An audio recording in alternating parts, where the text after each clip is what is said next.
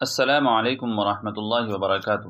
معزز ناظرین، میں ہوں محمد طیب قاسمی اور آپ دیکھ رہے ہیں ہمارے یوٹیوب چینل طیب قاسمی آفیشیل۔ ناظرین، کیا خواتین جماعت میں 3 یا 40 دن کے لیے جا سکتی ہیں یا نہیں؟ اس کے بارے میں دارالعلوم دیوبند کا فتویٰ کیا ہے؟ ناظرین، فتویٰ پیش کرنے سے پہلے میں آپ سے گزارش کرنا چاہتا ہوں کہ اگر آپ میرے چینل طیب قاسمی آفیشیل پر پہلی بار آئے ہیں تو میرا چینل ضرور سبسکرائب کر لیں۔ ناظرین، دارالعلوم دیوبند کا فتویٰ آپ اپنی اسکرین پر دیکھ سکتے ہیں۔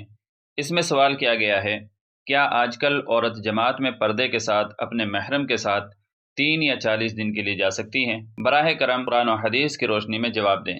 دارالعلوم دیوبند کی طرف سے اس کا جواب یہ دیا گیا ہے، بسم اللہ الرحمن الرحیم۔ حضرت مولانا الیاس رحمہ اللہ عورتوں کی جماعت بھیجنے کے سلسلے میں 3 مرتبہ حضرت مولانا مفتی کفایت اللہ کے پاس اجازت لینے کے لیے تشریف لے گئے۔